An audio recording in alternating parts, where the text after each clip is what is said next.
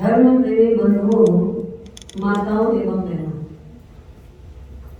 पर्वाधिराज पर्युषण पर्व का समय तो अपनी रफ्तार के साथ बीत ही जाता है। हम कुछ करें तो भी और ना करें तो भी देखते देखते हमारे हाथ से एक दिन और दूसरे दिन का भी एक प्रहर, मूल्यवान एक प्रहर भी हमारे हाथ से निकल चुका है।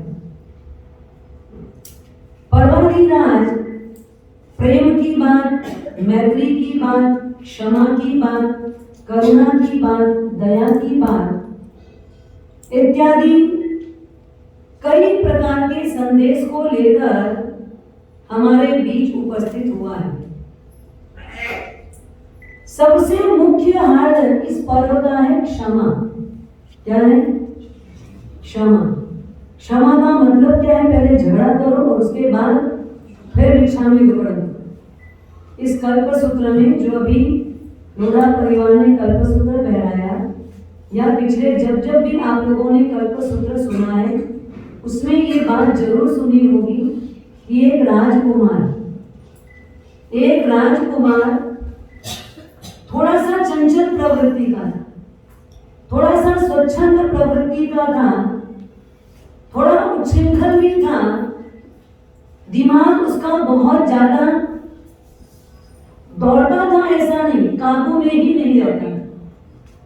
वो राजकुमार, बाजू में कुम्हार का मकान है, वो कुम्हार मिट्टी का नया नया बर्तन बनाता है, घड़ा बनाता है, और राजकुमार एक कंकर उठाकर उस घड़े पे लगा है। कुम्हार तो बहुत अखड़ता है। मैंने अभी अभी घड़ा बनाया, इतनी मेहनत करके बनाया, और इसने एक कंकर फेंका और उसे फोड़ दिया। वो आके जब कुछ बोलता तो वो क्या बोलता? आपके शब्दों में, आज की भाषा में कहे सॉरी, हाँ सॉरी। फिर कुम्हार घड़ा बनाता, राजकुमार दूर से देखता, बढ़िया सुंदर घड़ा, एक कंकर लेता और फिर फोड़ देता। फिर उसको जब कुछ बोला जाता तो क्या बोलता? सॉरी, अब नहीं करूंगा। तीसरी बार भी ऐसे ही घड़ा बना, फिर राजकुमार ने कंकर फेंका, फिर फोड़ दिया, फिर उसे बोला गया, फिर वो क्या बोलता? आज के बाद ध्यान रखूंगा, सॉरी। ऐसा वो बार बार करता है।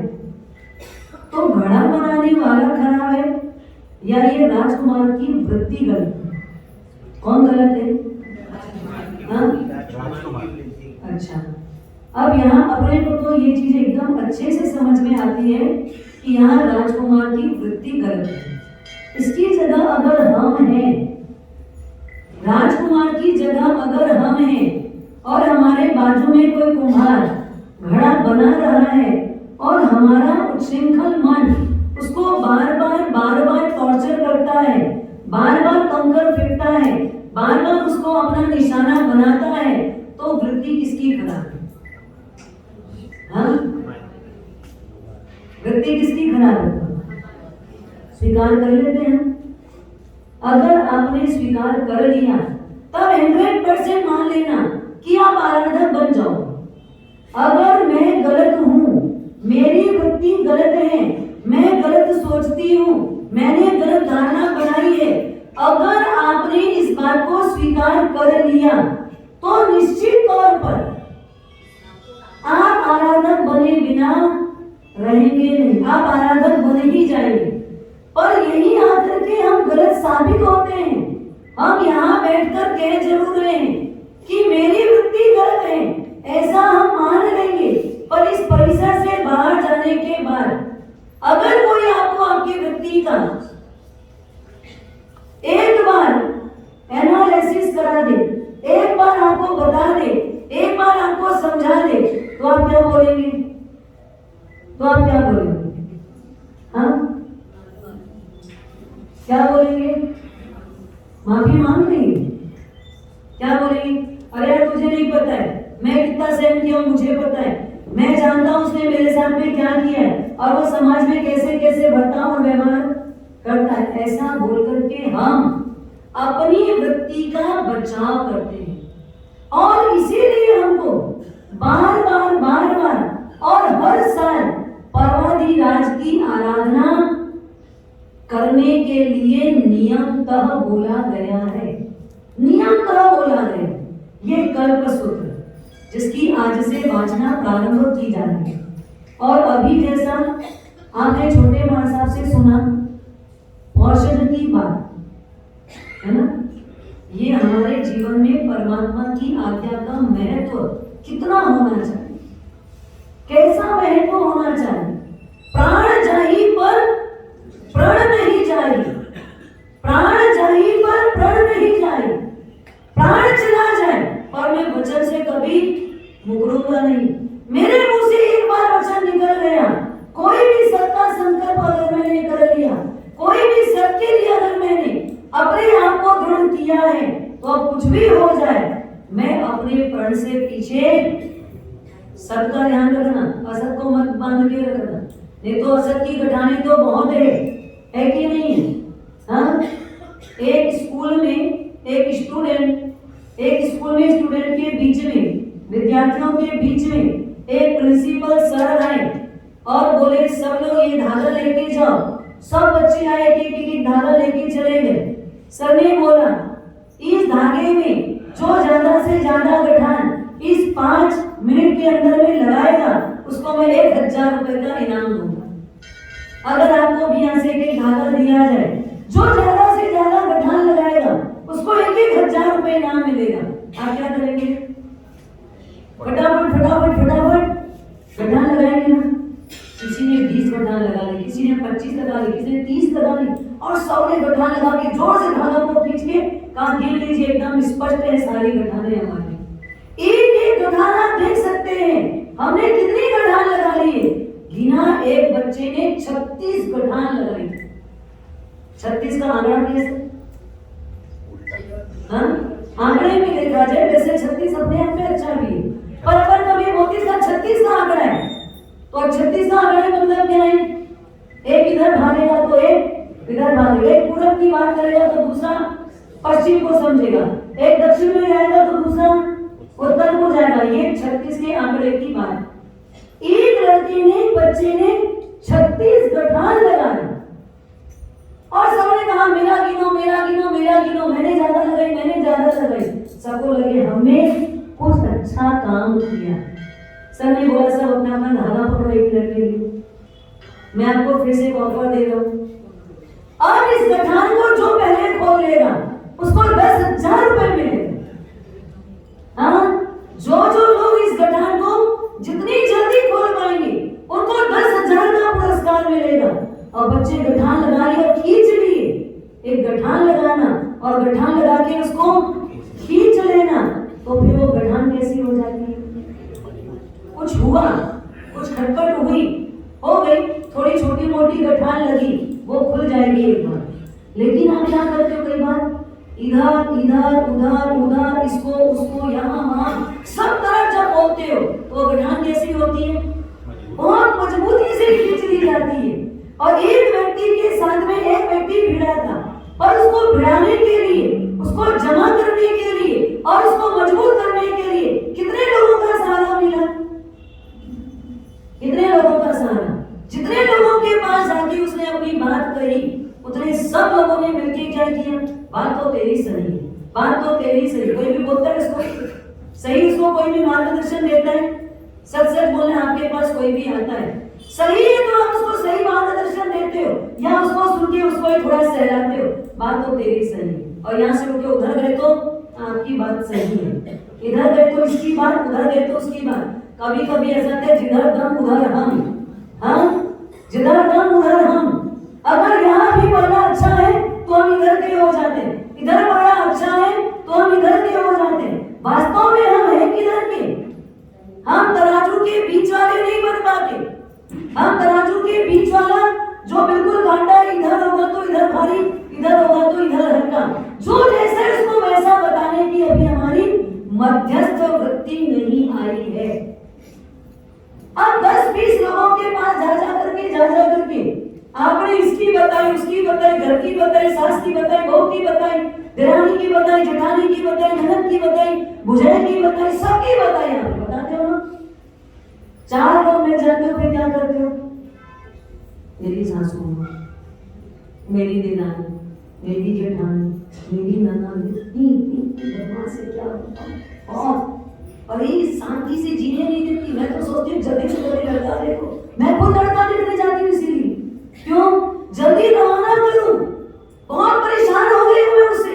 कुछ भी खुल के करने नहीं देती घर में, सब कुछ अपना ही जमा के बैठी है।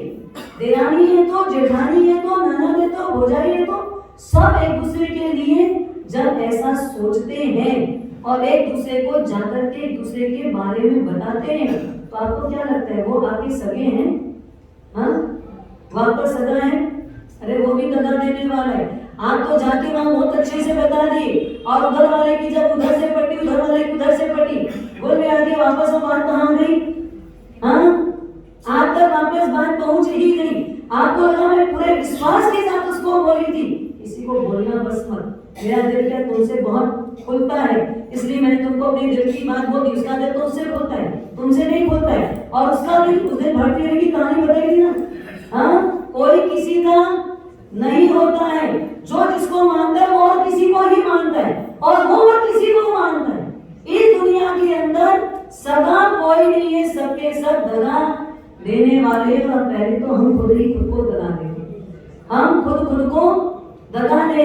और जब इतने लोग मिलकर कोई गठान को खींच लेते हैं तो स्वाभाविक है कि वो गठान मजबूत हो जाती है। उस गठान को खोलने में 10,000 क्या लाख रुपए भी देवे तो वो गठान खुल नहीं रही है। वो गठान खुलना कठिन हो गया है। इसलिए यहाँ पर कल्प सूत्र के अंदर सबसे पहली बात, कल्प शब्द की व्याख्या क्या?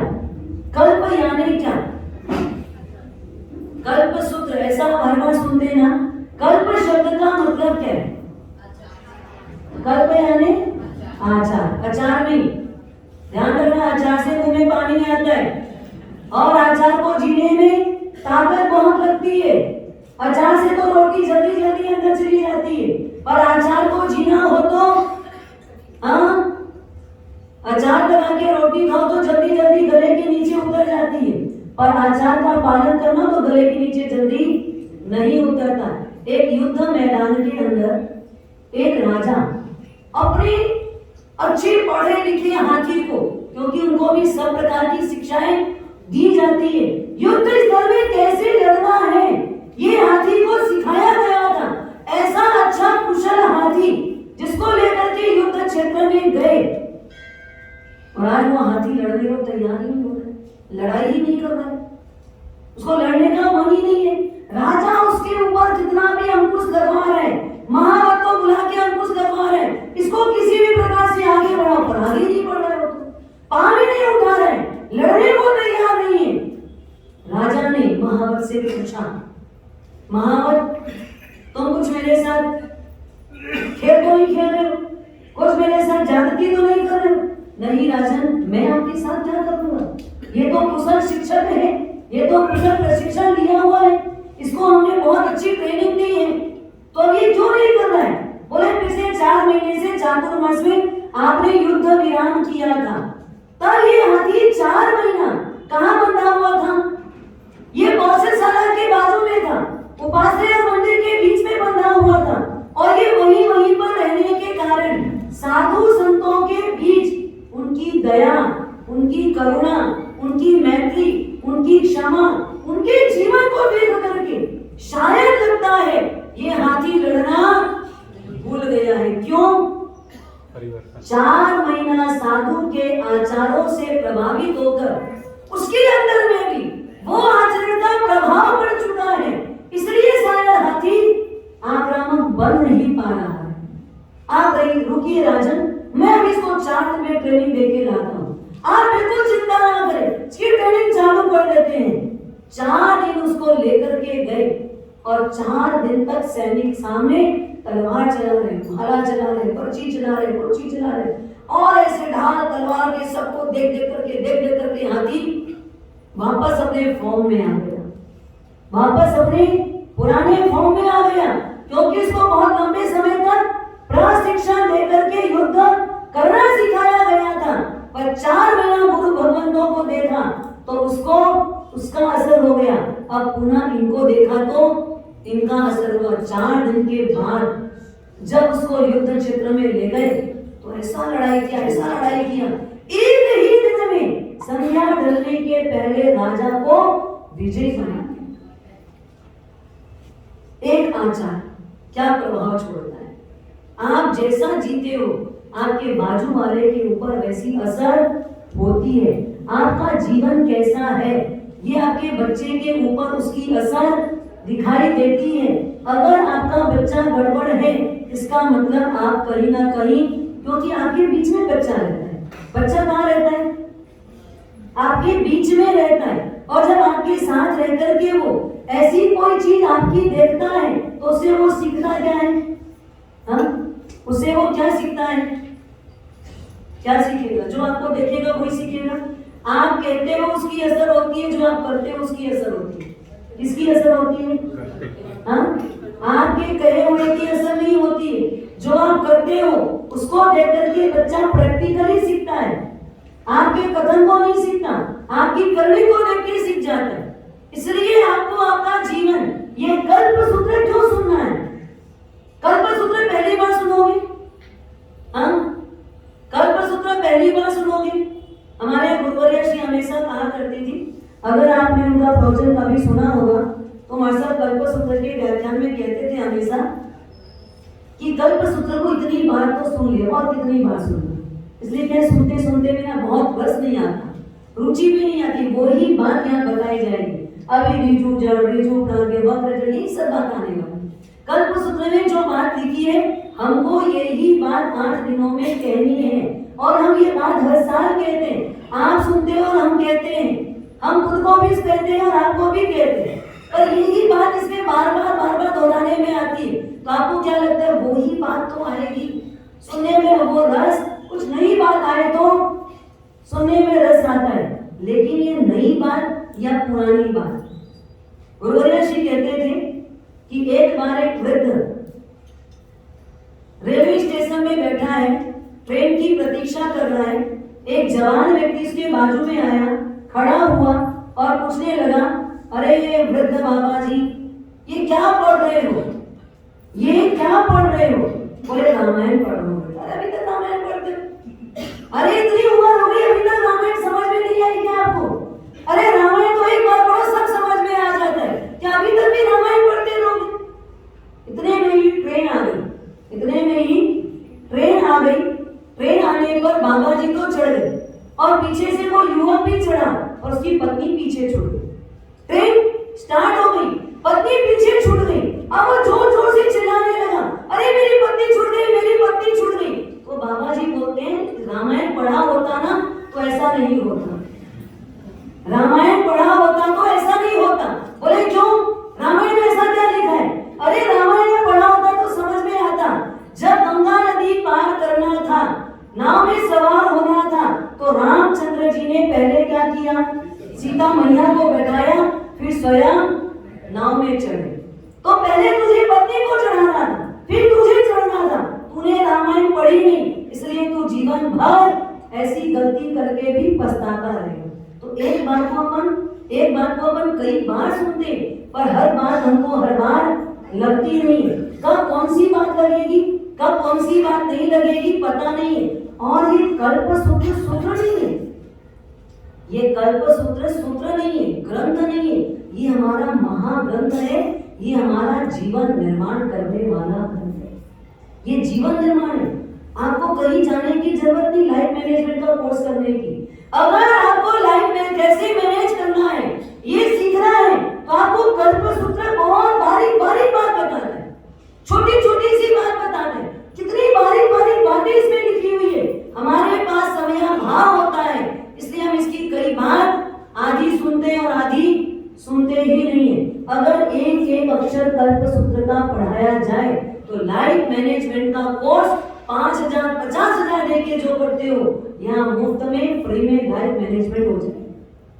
क्या कृष्णा का जीवन था, क्या सिद्धार्थ महाराजा की जीवनी थी। क्या उनका जीवन था, कैसे रहते थे, कैसे खाते थे, कैसे सोते थे, कैसे विचार करते थे, कैसे बोलते थे, एक एक बात का इसमें उल्लेख है। पर हमको क्या लगता है यही बात तो हर बार होती, हम मोटे मोटे तौर की बात सुनते हैं, उसकी बारीक बारीक लाइनों को हम देखते नहीं है। मोटे मोटे तौर की बात तो बाद में आती है, बारीक बारीक लाइनों से ही बड़ी लाइन बनती है। छोटी छोटी लाइन नहीं खींचेंगे तो बड़ी लाइन बनेगी क्या? इसकी हर छोटी छोटी सी बात को जब आप बिना नजरअंदाज किए सुनोगे और आपको लगेगा मुझे भी सिद्धार्थ महाराजा के जैसे ऐसा ही जीवन जीना है, मुझे भगवान महावीर के जैसे ऐसा ही विचार रखना है, मुझे भगवान महावीर की जैसी अपनी वृत्ति बनाना है, क्योंकि मुझे भी एक दिन महावीर बनने की इच्छा है। और आप सुनोगे तब ये कल्पसूत्र जिसका यहाँ पर उल्लेख हो रहा है, कल्पसूत्र की व्याख्या सबसे पहली बात, इसको बनाने वाले कौन? कल्पसूत्र किसने बनाया? श्रुत केवली भद्रबाहु स्वामी जी महाराज साहब ने। वो श्रुत केवली क्यों कहलाए? क्योंकि उनके पास 14 पूर्व का ज्ञान था। जिनके पास 14 पूर्व का ज्ञान होता है उनको बोलते हैं श्रुत केवली। और ये अंतिम श्रुत केवली थी, ये अंतिम श्रुत केवली थे। इसके बाद 14 पूर्व ज्ञानी कोई नहीं हुआ। भद्रबाहु स्वामी आदि, स्थूली भद्र जी आदि 10 पूर्व के ज्ञानी हुए। 4 पूर्व उन्होंने मूल से पढ़ा पर अर्थ से नहीं पढ़ा। इस प्रकार से अंतिम श्रुत केवली भद्रबाहु स्वामी जी महाराज, इसके लेखक, मूल लेखक उनके वो है। और इस पर टीका बनाने वाले, टीका मतलब मूल प्राकृत भाषा को संस्कृत भाषा में बनाने वाले, टीका संस्कृत भाषा में होती है, उसको करने वाले यहाँ पर लक्ष्मी वल्लभ विजय जी महाराज साहब हैं। और हम उस संस्कृत को भी किसमें लेके पढ़ रहे हैं? हिंदी में। हमारे महाराज साहब की क्वालिटी थी, गुरुवर्य श्री की ऐसी क्वालिटी थी, वो कभी हिंदी का व्रत नहीं पकड़े, वो संस्कृत का व्रत सामने रखते थे, संस्कृत में देखते थे और हिंदी में बोलते थे। देखते क्या थे? सामने संस्कृत में लिखा होता था और उच्चारण जब वो करते थे तो उसका हिंदी में वर्णन बोलते थे। तो संस्कृत शब्दों को देखना, संस्कृत भाषा को देखना और उसको हिंदी में बोलना। अभी मेरे हाथ में जो व्रत है वो हिंदी में लिखा हुआ है। हम संस्कृत देखें और हिंदी बोले, अभी हमारी इतनी ज्यादा क्वालिटी नहीं आई है। अब ये संस्कृत को भी हिंदी में अनुवाद जो हमारे यहाँ पर हमारे हाथ में है, इसके हिंदी अनुवाद करता आनंद सागर सुरेश्वर जी महाराज साहब है, जिन्होंने संस्कृत से भी हिंदी किया है। तो ये टीका किसकी है? मूलता लक्ष्मी वल्लभ जी महाराज साहब की। और इसके मूल कर्ता कौन है? भद्रबाहु स्वामी जी महाराज साहब।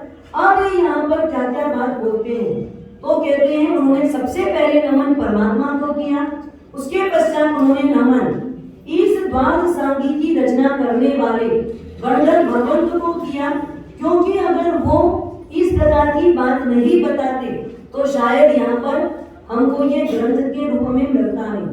तीसरे नंबर में उन्होंने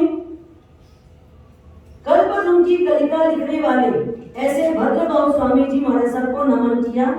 और ये बताते हुए, नमन करते हुए कहते हैं कि वास्तव में ये ताकत मेरी नहीं है कि मैं कुछ भी लिख सकूं।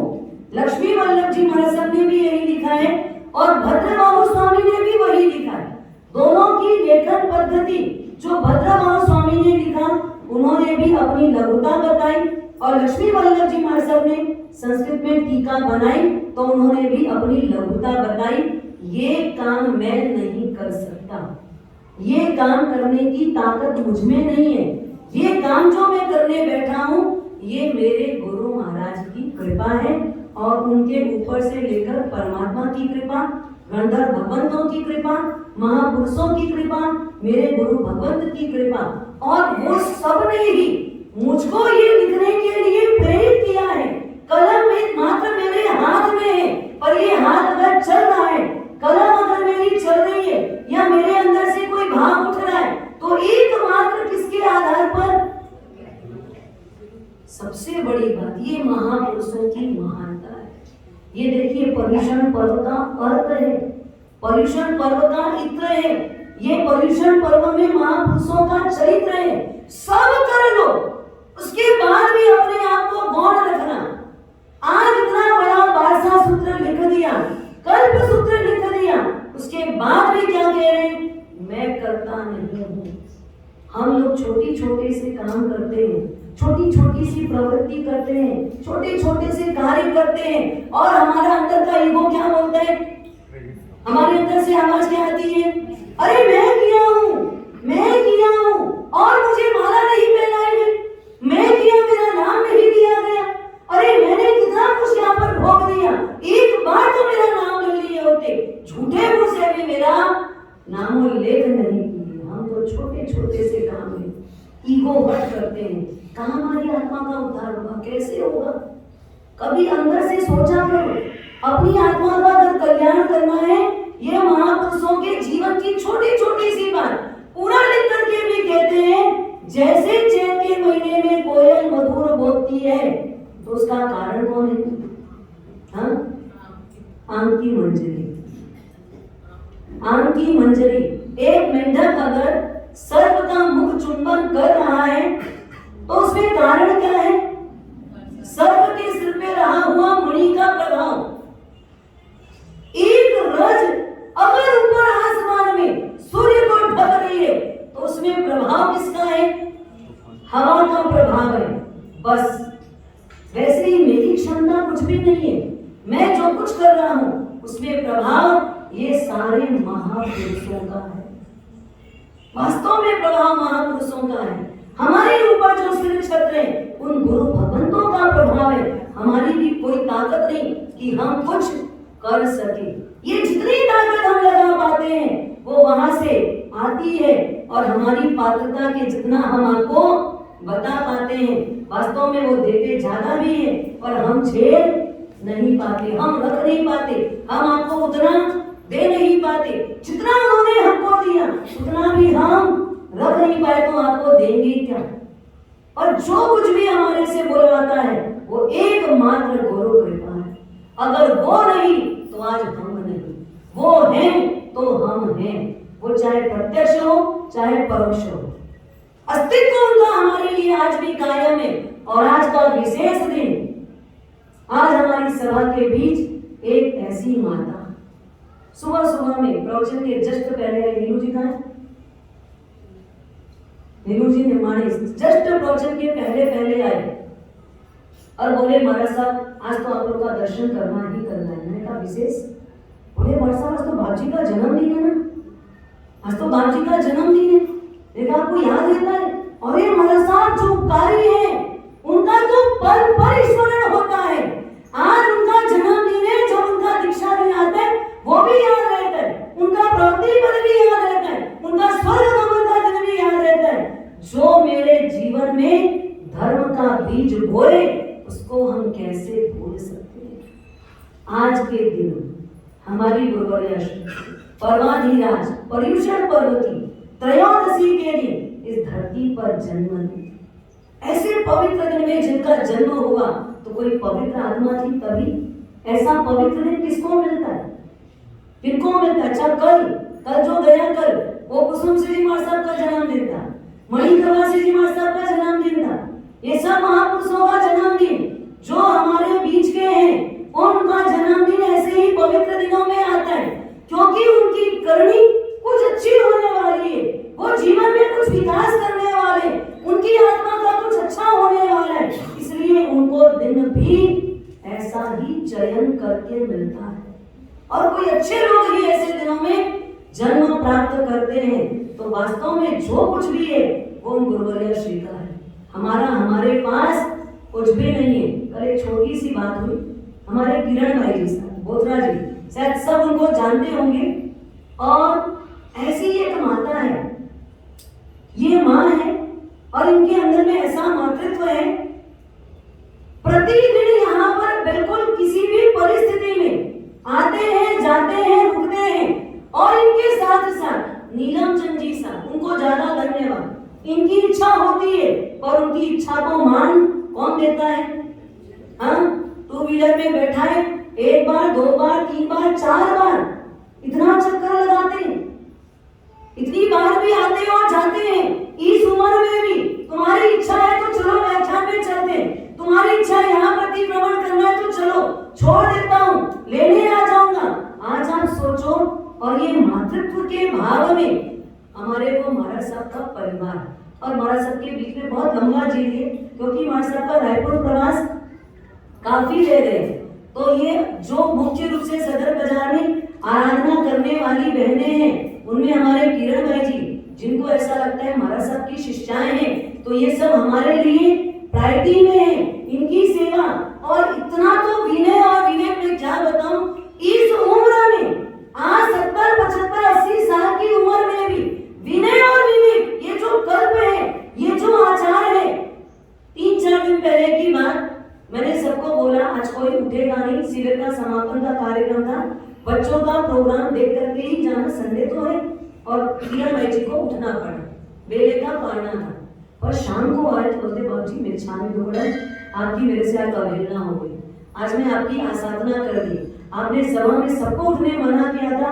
मैंने कहा नहीं, आपको आग्रह लेके मैंने रखा था कि आपको छूटे, आप जाओ तो चले जाना, बेले का पाना है, मुझे वाणी सुने बिना नहीं रहूंगी, व्याख्यान तो सुनना ही सुनना है, व्याख्यान होगा उसके बाद पाना करूंगी।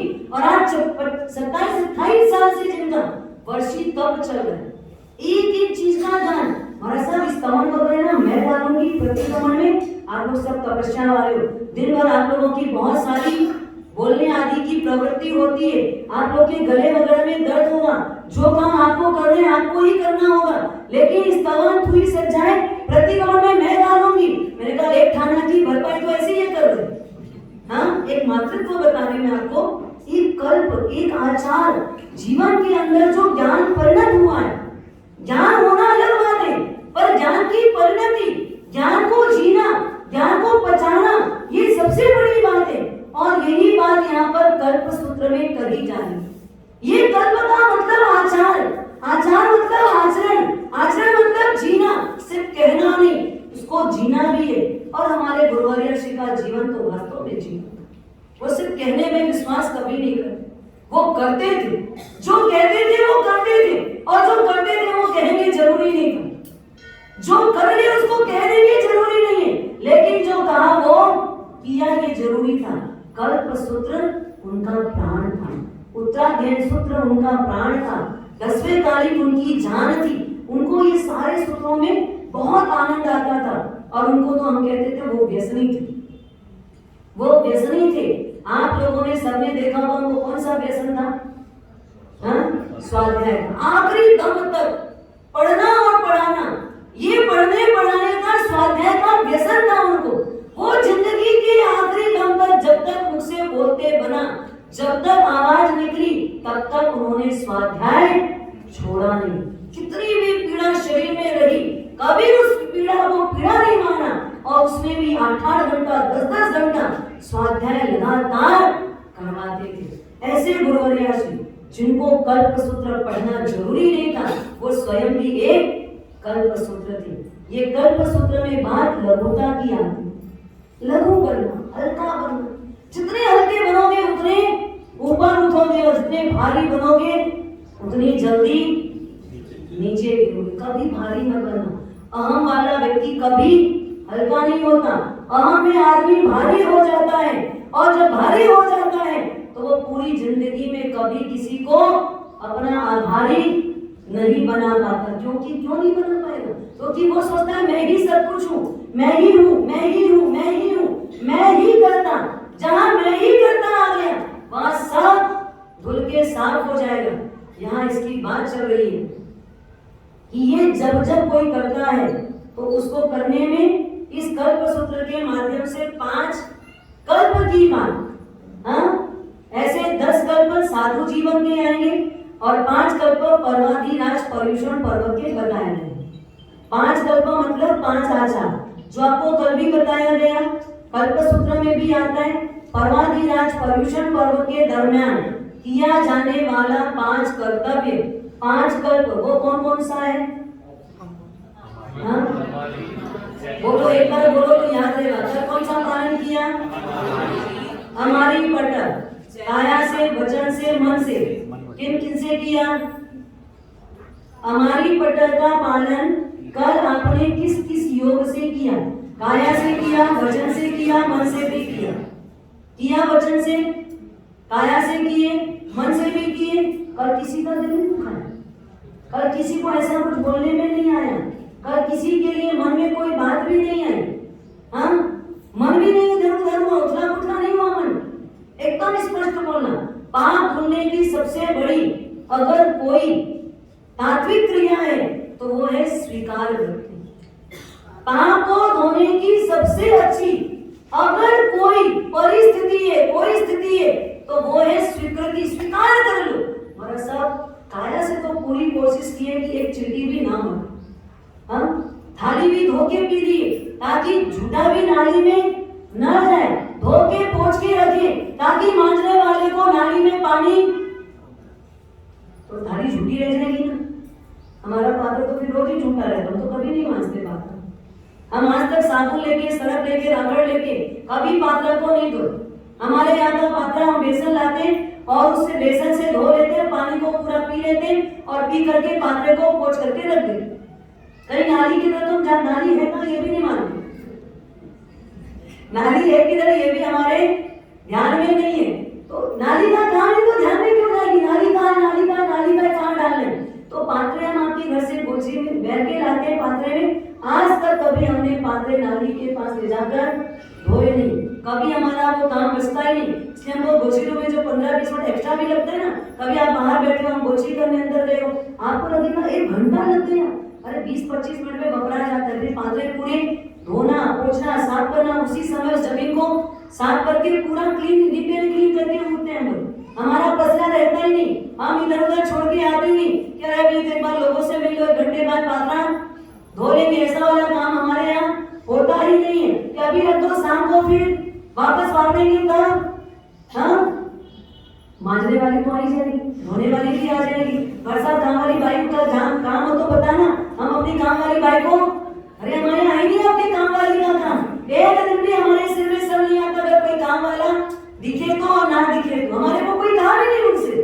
झाड़ू हमको लगाना है, पोछा हमको ही करना है, अपना बर्तन हमको ही साफ करना है, अपना कपड़ा हमको ही धोना है, सब कुछ काम हमको ही करना है। हमको सोना है तो अपनी पथारी संधारा हमको ही लगाना है, उठाना है तो हमको ही करना है। तो हमको किसके लिए टेंशन है? किसका टेंशन है? संधारा कौन लगाता है? हमारा हम स्वयं लगाते हैं। सुबह पढ़ने करके संधारा कौन समेटता है? हम ही समेटते हैं। हमारी जगह का कचरा जिसको हम बोलते हैं काजा निकालना, वो काजा कौन निकालता है? हम स्वयं निकालते हैं।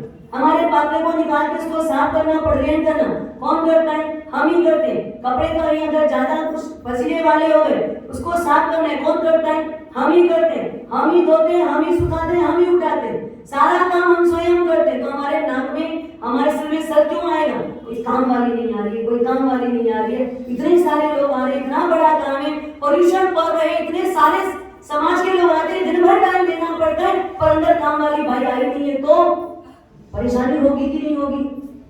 हाँ, काम वाली का काम ही नहीं है, सारा काम खुद कर लेते हैं। तो जो रूटीन है वो फिक्स है, चाहे पोल्यूशन हो चाहे पोल्यूशन ना हो, 12 महीना हमारी ये रूटीन है। हमको कोई प्रॉब्लम नहीं होती है क्योंकि स्वतः काम करना है। अब आप बताओ, अगर आपको बोले थाली में खाना खाया है, कटोरी ली है, गिलास ली है, चम्मच ली है, आप सबको धो लो और धो के उसको पानी पी लो, उसके बाद उसको रुमाल से पोंछो और रख दो, थाली झूठी रहेगी क्या? हाँ, साफ हो गई ना? हमारा पात्र झूठा नहीं रहता। आपने थाली धो के पोंछ के साफ कर लिया और ज्यादा साफ होगी। काम वाले लोग तो क्या करते हैं? आधा अधूरा साफ करते हैं, उसमें कभी कभी चिकनापन छूट जाता है, कभी चम्मच बराबर साफ नहीं होता, कभी थाली की कोस बराबर साफ नहीं होती है। तो देखा जाए तो आप अपने हाथ से करोगे तो हमारी पटह का पालन, मतलब एक भी जीव की हिंसा, उस हिंसा से आप बच सकोगे। काया से तो कर लिया, वचन से भी किया। हाँ, किसी को तेज तो नहीं बोले बच्चों को, कल छुट्टी थी, बच्चे स्कूल नहीं गए थे, घर में थे, आपकी बात नहीं सुने, यहाँ नहीं आए, मंदिर दर्शन करने नहीं गए, कुछ प्रकृति में नहीं जुड़ पाए, तो आपको गुस्सा आया होगा ना कि प्यार से ही बोलते रहे, नहीं बेटा कर ले, नहीं बेटा इतना तो कर ही नहीं, ऐसा प्यार से ही बोलते गए। व्हाट्सअप करना ही पड़ता है, वो तो गुस्सा क्या है, घर में रहते नहीं सुनते तो हो ही जाता है, हम करते नहीं उसके पहले वो एक नेचुरल प्रोसेस में हो जाता है और व्हाट्सअप वो तो हो ही गया। फिर मन को बिल्कुल बस में रखा था, मन में कोई भी विकल्प, कोई भी विचार, कोई भी ऐसे वृत्ति को आने नहीं दिए, उसमें हम सफल रहे। मन से, वचन से, काया से, तीनों योग से हमको अहिंसा धर्म की परिपालना करनी है। दूसरे नंबर का कौन सा कर्तव्य था? चैत्य परिपाटी। ये चैत्य परिपाटी अपन ने सुना है, कुछ परमात्मा की भक्ति में जुड़े हुए हैं और आखिरी दिन भी ये चैत्य परिपाटी और की जाएगी। तीसरा कर्तव्य साधर्मिक भक्ति। आज अपन देखते हैं साधर्मिक भक्ति। साधर्मिक कौन होता है पहले बताइए। साधर्मिक शब्द का मतलब क्या? जिनके पास पैसा कम है उन साधर्मिकों की सहायता करना, ये साधर्मिक भक्ति है ना? क्या जिनको पढ़ाई लिखाई के लिए पैसे कम पड़ते हैं, जिनको पढ़ने लिखने के लिए विशेष व्यवस्था मेंटेन नहीं हो पाती है, उनकी पढ़ाई लिखाई की व्यवस्था करना, तो ये क्या होगा? साधर्मिक भक्ति। हाँ, यही साधर्मिक भक्ति है। साधर्मिक भक्ति का मतलब साधर्मिक शब्द का मतलब है समान धर्म की आचरणा करने वाले लोग। समान धर्म, समान मतलब मैं अगर भगवान महावीर को मानती हूँ और आप भी भगवान महावीर को मानते हो, तो दोनों कौन हुए? आप भी साधर्मिक और हम भी साधर्मिक।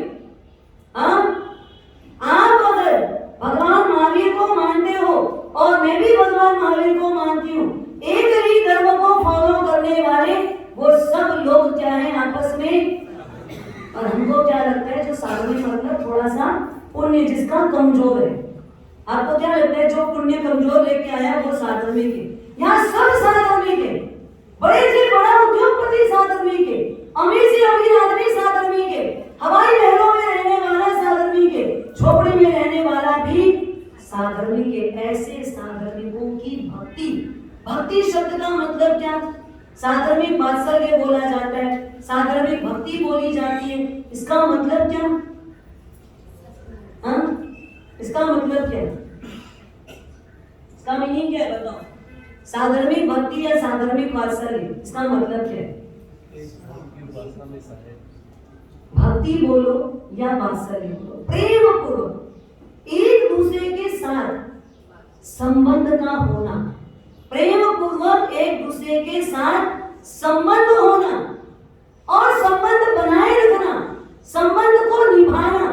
संबंध होना अलग चीज है, संबंध बनाना अलग चीज है, और संबंध को निभाना ये बहुत बड़ी चुनौती है। निभाना चुनौती है, बनते तो बहुत हैं, होते भी बहुत हैं, लेकिन निभते कम है, निभाना ही कठिन है। पर साधर्मिकों को निभाना, और आज की तारीख में खास करके ध्यान देवे, जैनी खास करके ध्यान देवे। अगर आप अपने आप को जैन मानते हो, जैन समझते हो, तो आप एक काम जरूर करना, हम अपने धर्म के नाम पर चाहे जितना भी पैसा फूक रहे हैं, जितना भी पैसा लगा रहे हैं, लगाइए। सबसे पहला पैसा आपको किसमें लगाना चाहिए? साधर्मिकों के लिए। सबसे पहला बड़ा फंड साधर्मिक के नाम पर होना चाहिए। क्यों? अगर वो सब लोग धर्म की आचरणा करेंगे तो आज हमारा शासन जिंदा रहेगा। आज शासन को अगर जिंदा रखना है तो उन सारे लोगों को टेका लगाओ जिन जिन लोगों को हमारे से उम्मीद है, जिन जिन लोगों को हमसे आशा है, जिन जिन लोगों को प्रेम की जरूरत है, जिनको पैसे की जरूरत है, जिनको पुण्य की जरूरत है, जिनको प्रतिष्ठा की जरूरत है, हर फील्ड दीजिए। खाली पैसा देने की बात नहीं है, पैसे की जगह पैसा देना होगा, प्रेम की जगह प्रेम भी देना होगा, प्रतिष्ठा की जगह प्रतिष्ठा भी देनी होगी। आज एक साधर्मिक भक्ति के नाम पर पालीताना तीर्थ में एक टूक बनी हुई है। कौन सी टूक? कौन सी टूक? नहीं, उजन भाई की टूक तो दूसरे काम के लिए बनी है। साधर्मिक भक्ति के नाम की एक टूक है। एक साधर्मिक दूसरे साधर्मिक के लिए मिटने को तैयार था। आज उसकी अमर गाथा वो पालीताना की 9 टूकों में से एक टूक बताती है। कौन सी टूक? हाँ, जोर से बोलो। नहीं, प्रेम बसही नहीं, खड़तर बसही, जिसका नाम सवा सोमा की टूक है, चौमुख जी की टूक है, खड़तर बसही बोला जाता है। वो सवा सोमा कौन थे? सवचंद भाई और सोमचंद भाई। ये दो अलग अलग व्यक्ति हैं, ये दोनों अलग अलग जगह रहते थे, ये दोनों का आपस में कोई संबंध नहीं था, ये दोनों एक दूसरे के रिश्तेदार नहीं थे, एक दूसरे को पहचानते नहीं थे। पर एक बार सवचंद भाई, जिनके पास अफाक पैसा तो था, और देखते देखते देखो ये तो पुण्य है, हाँ, पैसा तो क्या पुण्य से आता है, और पुण्य नहीं हो तो चला भी जाता है। इसको आने और जाने में कोई देर नहीं लगती, क्योंकि लक्ष्मी की आदत ही है। इसलिए लक्ष्मी के लिए दूसरा एक शब्द क्या आता है? दौलत। हाँ, ये दौलत क्या करती? 2 लाख देती है, आती है तो पीछे से लात मारती है, आदमी ऐसे अकड़ जाता है। हाँ, पीछे से लात आती है, कमर में लात देती है, आदमी थोड़ा गर्दन तान के चलता है, क्योंकि उसके पास थोड़ा पैसा आ गया, घमंड आ गया, उसको अपने पैसे का अभिमान हो गया, तो तन के चलता है। और जब जाती है ना दूसरी लात देके, पहली लात देके तो आदमी की गर्दन अकड़ जाती है, पीछे से लात मारती है, और आती जाती है तो सामने से लात मारती है, उसके पेट में लात मारती है, तो बेचारा ऐसे झुक जाता है।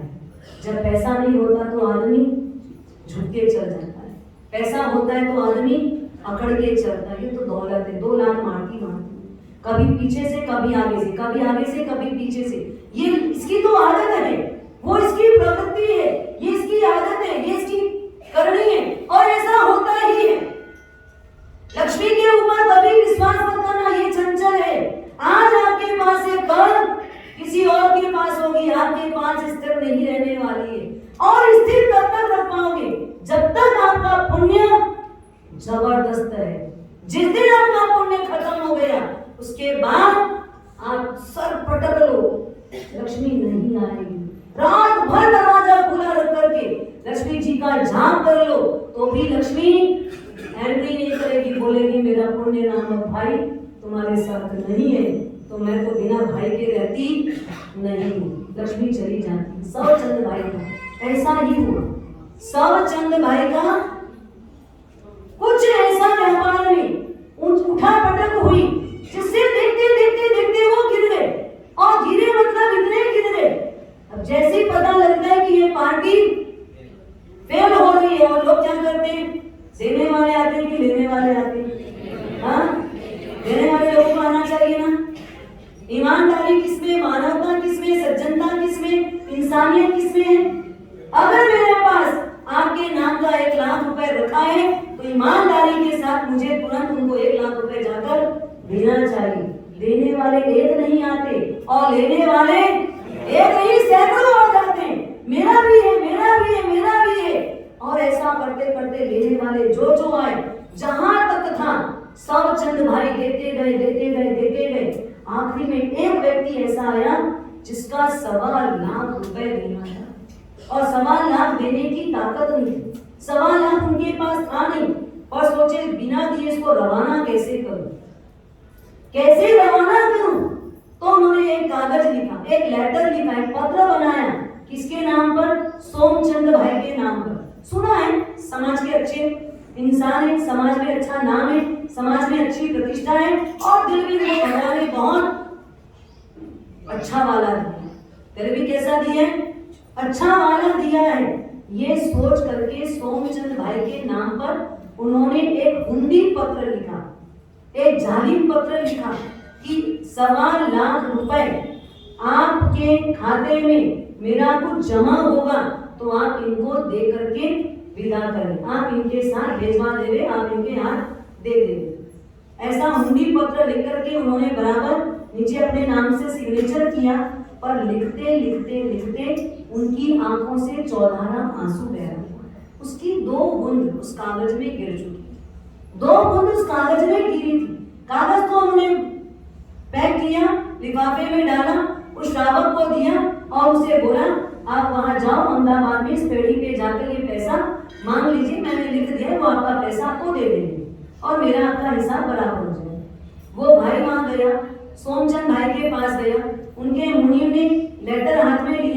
जाके सोमचंद भाई को दिखाया। सोमचंद भाई ने देखा, भाई खाते में देख लीजिए लिखा होगा, और जितना लिखा है इन्होंने लिखा है 1.25 लाख देने के लिए, लिखा है इनको 1.25 लाख रुपए दे देना, काम पूरा होगा। उन्होंने पूरा हिसाब देखा, पूरा वही खाता टटोला, एक भी जगह सोमचंद भाई को लाख क्या 1 रुपये भी देने की लिखी नहीं है, किनका 1 रुपए भी हमने कभी लिया हो, 1 रुपए भी देने का नहीं है। फिर भी उन्होंने लिखा है, पत्र को फिर से खोला, नहीं पता कौन, आखिर मैंने इसका पैसा कभी लिया नहीं, इसने मुझे कभी दिया नहीं, और उसके बाद भी इन्होंने लिखा है।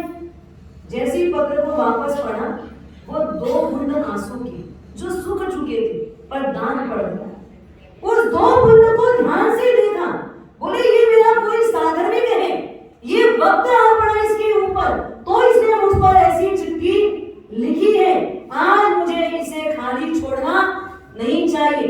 इस वक्त पर अगर मैंने इसे नहीं संभाला तो कल बहुत बड़ी गड़बड़ी हो जाएगी, ये मेरा सबसे बड़ा धर्म है। उन्होंने कहा मुनीम जी आपके ध्यान में नहीं होगा, मुझे याद आ रहा है, एक बार मैंने इसको दिया था, लिखना भूल गया हूँ, आप इसे 1.25 लाख दे दीजिए, मैं लिखना भूल गया हूँ। यहाँ पर मायाचारी भी है, झूठ भी है, पर हमारे परमात्मा कहते हैं ये सब इस बड़े धर्म के सामने माफ है। बड़े धर्म के सामने सब चीजें गौण है, क्योंकि अभी मुनि के सामने ज्यादा दूसरी बातें बोलना उचित नहीं है, और इसको खुल के कुछ बताना भी उचित नहीं है। और साधर्मिक की भक्ति में, साधर्मिक के प्रति वात्सल्य भाव में 1.25 लाख उसको दिया, रवाना किया। कुछ महीनों के बाद सोमचंद भाई की सारी जहाजें जो समुद्र से आ रही थी वो वापस लौट गई, हवा तूफान सब शांत हुआ, हवा सीधी हुई तो वापस जहाजें इनके तट तक आई, इनका सब व्यापार जम गया। सबसे पहला पैसा सोमचंद भाई लेकर 1.25 लाख रुपए लेकर कहां पहुंचे? सोमचंद भाई के पास पहुंचे। भाई साहब ये आपका 1.25 लाख रुपए कब दिया था मैंने? सेठ जी याद करो, मैंने आपके नाम एक कुंजी लिखी थी, आपने उसको 1.25 लाख रुपए दिया है। मैं ईमानदारी से कहता हूँ आपसे मुझे 1 रुपए भी लेना नहीं था, पर मेरी कुछ परिस्थिति ऐसी निर्मित हो गई थी जिसमें मुझे आपसे लेने के लिए मजबूर होना पड़ा, इसलिए ये आपका 1.25 लाख रुपए आप लेकिन मैंने तो दिया ही नहीं कभी, मैंने कभी दिया ही नहीं। पूरा वही खाता खोज लो, कहीं आपके नाम पर 1 रुपए भी लिखा हुआ नहीं है। दिया तो भी लिख के नहीं रखा है कि मैंने दिया है, मैं किया हूँ, कोई बात मन में नहीं। अब सोमचंद भाई बोले ये तो मैं रखूंगा नहीं, सोमचंद भाई बोले ये तो मैं लूंगा नहीं, अब किया क्या जाए? हम होंगे तो क्या करेंगे? हम होंगे तो पहले तो देंगे ही, और दे दिए हैं तो कोई लेके आया तो छोड़ेंगे क्या? ठीक है भाई, हाँ उस समय तेरी चिट्ठी आई थी तो मैंने सोचा शायद तुम्हारा समय आया होगा, इसलिए मैंने दे तो दिया था, और बहुत अच्छा है आप इतने ईमानदार हो, वापस आके लौटाए। कई तो ऐसे होते खाके डका जाते हैं, लेकिन आपकी ईमानदारी की मैं बहुत प्रशंसा करता हूँ, उसकी इज्जत करता हूँ। ऐसा 2 अच्छा शब्द बोल के आप 1.25 लाख रुपए, उस जमाने की बात है 1.25 लाख, आज तो 1.25 लाख, हाँ उस जमाने का 1.25 लाख। आज अगर आप हिसाब करोगे आज का 1.25 लाख, उस समय 1.25 रुपए बराबर था, लेकिन उस जमाने का 1.25 लाख रुपए दोनों रखने को तैयार नहीं। आखिर निर्णय में आए ये पैसा मेरे काम का नहीं, क्योंकि ये मेरा नहीं है, आपका है। वो कहते हैं मैंने तो कुछ किया ही नहीं, मैंने तो समय बस संभाला है, इसलिए ये मेरा भी नहीं है। निर्णय हुआ आखिरी पाली तना तीर्थ में एक तुक का निर्माण किया है, और जो लगेगा इसमें अपन मिला लेंगे। एक दूसरे को जानते नहीं, पहचानते नहीं, कुछ भी नहीं, सिर्फ 2 आंसू की कदर। मेरा सागर में आज जिसको जरूरत होगी तो ही कोई मुझसे मांगने आया है, आज मुझे उसे ठुकराना नहीं है, उसको मुझे गले लगाना है। पहले भी चेहरा नहीं देखा था, दिया तब भी चेहरा नहीं पता था, जब लेके आए तब चेहरा देखा है कि ये वो व्यक्ति है। और आज वो टूक 1.25 सोमा की टूक, कभी जाओ पाली तना का दर्शन करो, 9 टूकों में 1.25 सोमा की टूक जरूर देखना। ये है साधर्मिक भक्ति को दर्शाने वाली। ऐसे होते साधर्मिक भक्ति करने वाले जिनके अंदर कभी कोई क्वेश्चन मार्क नहीं आता है, जो कभी ये नहीं सोचते फिर मांगने आ गए, फिर लेने आ गए, फिर देना पड़ेगा। ऐसा सोचने वाले लोगों का तो दान ही नहीं होता, दिया हुआ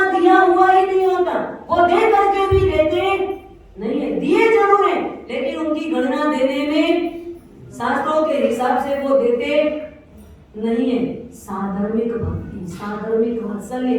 आज आप शालीभद्र को याद करते हो, अपने बही खाते में लिखते हो ना, शालीभद्र की क्या चाहिए आपको? क्या चाहिए शालीभद्र की? वृद्धि। शालीभद्र का पूर्व का तीसरा भाव आपको पता है? हाँ, शालीभद्र का पूर्व का तीसरा भाव। शालीभद्र से पहले वो संगम थे, ग्वाल बालक थे, उसके पहले वो क्या थे? एक सेठ थे, बहुत पैसा था, बहुत पैसा था। उसके दूसरे भाव में कुछ भी नहीं था, पहले भाव में, तीसरे भाव में, मतलब शालीभद्र से पूर्व का तीसरा भाव। जिस समय बहुत पैसा था और इतना पैसा होने के बाद भी एक नंबर की कंजूसी थी, एक नंबर की कृपणता थी। एक पैसा भी अपने लिए भी खर्चा करना हो तो सोचते थे, तो दूसरे को वो क्या देंगे, क्या देंगे? अच्छा, फिजूल भी नहीं, खुद के लिए अगर सही जगह भी यूज करना हो तो भी सोचते थे। तो देने की बात तो उनके भीतर थी। जैसे वो जटाशंकर कुएं में गिर जाते हैं ना, जटाशंकर एक बार कुएं में गिर गया, लोगों ने देखा, अरे बहुत आवाज लगा रहे, बचाओ बचाओ बचाओ। लोग झांके, बचाने के लिए आदमी नीचे उतरा और नीचे उतरने के बाद बोलता है, दे तेरा हाथ दे, तो हाथ को आगे नहीं करता है। दूसरा आदमी उतरा, शायद इसकी भाषा नहीं समझ में आती होगी, दूसरा आदमी उतरा, दे तेरा हाथ दे। 10 लोगों ने उसको बोल दिया, तेरा हाथ दे दे दे दे, देता ही नहीं। उसी समय जटाशंकर पहुंचा, उसने बोला मुझे पता है इसको कैसे निकालूं।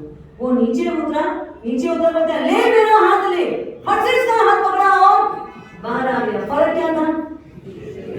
ले बोले तो देना नहीं था उसको, ले बोले तो फट से लेना था। मतलब देने में रुचि नहीं है, लेने में ही रुचि थी। तो ऐसे कई लोग होते हैं जिनकी रुचि सिर्फ लेने में होती है, देने में नहीं होती है। वो पूर्व के तीसरे भाव में कोई देवे तो लेने के लिए तैयार थे, पर एक रुपट्टी भी खर्चा करने को तैयार नहीं थे। एक दिन चार बहुएं मिलके घर में ऐसा एक तानाशाही पूछ लेती है, इतना पैसा है आखिर करेंगे क्या, आखिर करेंगे क्या? कुछ तो इसका सदुपयोग करो, कुछ तो भागा बांध लो, कुछ तो अगले जन्म के लिए बना लो, नहीं तो सब यहाँ का यहाँ मिट्टी हो जाएगा। कुछ भी अपन साथ ले जा नहीं पाएंगे। सोना चांदी कोई नहीं ले जा सकता। ले जाना है सोना चांदी तो कैसे ले जाना पड़ेगा? कैसे ले जाना पड़ेगा?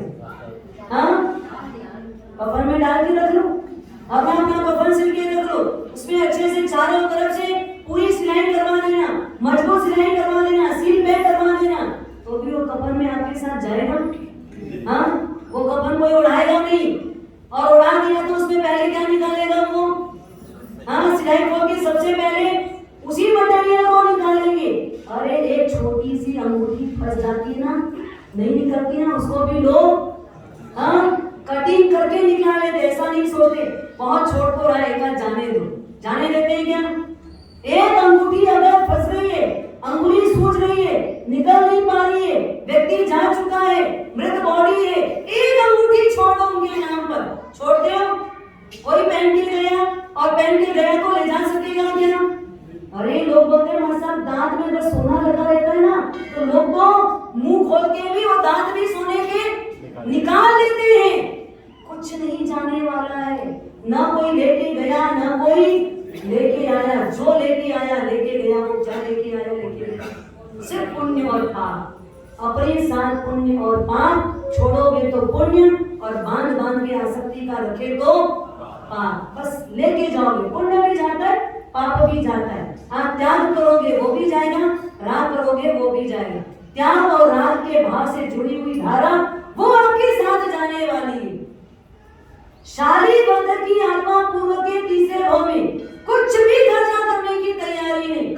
बहुओं ने आखिर अपने अपने पति देव को मनाया और वो बोले कि भाई तुम कह रही हो हम कर तो लेंगे, लेकिन पिताजी को कहीं से भनक लग गई तो उनको पसंद नहीं, को बिल्कुल मंजूर नहीं, एक पैसा भी खर्चा मंजूर नहीं। तो एक काम करो, आप चारों के चारों भाई, उनमें से 2 भाई ऊपर रहना, 2 भाई नीचे रहना। 4 मंजिला मकान है अपना, 4थे मंजिल में आप पिताजी को लेकर के जाओ और पुराने 5-10 साल के बही खाते खोल लो। किसका किसका लेना है, किसका किसका लेना है, कहाँ से लेना है, ये पूरी लिस्ट आप लोग आज बनाने में लग जाओ। तो पिताजी का मन किसमें लगा रहेगा? हाँ, कहाँ से लाना है, देना का नहीं हिसाब लगाना हिसाब कौन सा निकालना है, कहाँ कहाँ से अपने को लेना है, कहाँ कहाँ से कितना आने वाला है, उसकी पूरी लिस्ट आज आप 4-5 साल के बही खाते से निकालो और पिताजी उसमें तल्लीन रहेंगे। नीचे हम 4 बहुएं और 2 भाई मिलकर के पूरे गांव का स्वामी वात्सल्य करना चाहते हैं। हम तो पूरे गांव वालों को जिमान है, कभी नहीं जिमाए। वो जिमाए तो क्या होता है, लोगों को लगे बात सच है कि झूठे, जाके देखे तो सही, सच में जिमने बुलाए कि ऐसी फोकट में बुला रहे हैं, तो जाके देखे तो सही। जो कभी नहीं जाता वो भी उस दिन आज जिमने के लिए आ ही गया, जीवन रखा गया, हजारों लोग जिमने आए, बहुए बहुत खुश है, बहुत खुश है, बहुत खुश है। आज हमारे दिल की एक मुराद पूरी हुई। अब बर्तन बजते हैं, कोई थाली रख रहा है, कोई थाली इकट्ठी हो रही है, बार बार बर्तन की आवाज आ रही, चौथे मंजिल तक आवाज जा रही है। वो बाबूजी बार बार बोलते हैं, बहुत आवाज आ रही है, नीचे हलचल की आवाज आ रही, बर्तन की आवाज, अरे वो बाजू में कुछ हो रहा होगा, अपने घर में कुछ नहीं, बाबूजी ये निकाल लो, देखो देखो इसका नहीं मिल गया, इससे लेना 1 लाख रुपए। वो बाबूजी को बार बार किसमें लगावे कि ये वो आवाज भी ना सुने, अगर कहीं भूल से सुन लिए तो बहुत बड़ी हमारी परीक्षा हो जाएगी। आप बाबूजी को ले दे के मनाए, आखिर बाबूजी ने देखता हूँ आखिर हो क्या रहा है बाजू में, वो कितना भी मनावे, बैठे नहीं, खड़े हो ही गए। खड़े हुए तो क्या देखा, नीचे मेरे घर के आंगन में, मेरे घर के स्वयं के प्रांगण में इतना बड़ा जीवन, और मुझे पता नहीं मेरी इच्छा के बिना ये सारा जीवन कौन करवा रहा है, कौन जिमा रहा है। पिताजी आपके पास जितनी लक्ष्मी है ना, वो सारी लक्ष्मी आप ले जा सको, उसके लिए यहाँ पर तैयारी की जा रही है। अच्छा, इससे लक्ष्मी जाएगी क्या मेरे साथ? पिताजी जितने लोग जिमेंगे, जितने लोग आपकी यश गाथा गाएंगे, जितने लोग यहाँ पर एक डकार लेंगे, वो सारा का सारा आपके साथ बंध के जाएगा। अच्छा ऐसा है तो मैं खुद जाऊंगा पुरस्कारी करने के लिए। नीचे गए तब तक तो बहुत सारे लोग जिनके जा चुके थे, गिनती के लोग बचे थे, उनको अपने हाथ से जिमाया। वो पुण्य जो बांधा, आखिरी क्षण का जो पुण्य बांधा, वो पुण्य उदय में आया दूसरे भाव के अंदर, संगम के भाव के अंदर। खाने को नहीं मिला क्योंकि इच्छा में क्या था, खिलाना नहीं है, इसलिए यहाँ खाने को नहीं मिला। संगम एक खीर के लिए भी तड़पता रहा, खीर के लिए भी कितने आंसू बहे, खीर के लिए भी कितना रोया। एक छोटा सा बालक है, एक छोटा सा बच्चा है, कितनी खीर खा लेगा, कितनी खीर खाएगा, 1 कटोरी खीर खाएगा। 1 कटोरी खीर भी जिसके नसीब में नहीं थी, इतने आंसू बहाए, तब पड़ोसन ने दया करके सारा सामान जुटा के दिया और उससे माँ ने खीर बनाई, और खीर खाने बैठा तो वो नसीब में थी, खीर नहीं थी, खीर का पुण्य नसीब में था। जैसी खीर खाने की तैयारी हुई, धर्मलाभ, क्या आवाज आई, धर्मलाभ। चौकन्ना कौन, अरे साधु, मेरे घर आंगन में साधु। महाराज जी आप क्या लेना चाहते हैं, जो तुम्हारे पास में हो वो दे दो। महाराज जी आज तो मेरे घर में खीर बनी हुई है, और तो कुछ नहीं बनाई मेरी माँ तो काम में चली गई है, वो खीर मेरा है। 1 मास श्रवण का उपवास, 30 दिन का उपवास, मासक श्रवण के तपस्वी को बड़े भाव से रो रो के जिस खीर को बनवाया, उस खीर को बड़े हर्ष भाव के साथ जब पात्रे में लहराया, उस 1 कटोरी खीर में दाने कितने थे, 99 दाने थे, 99,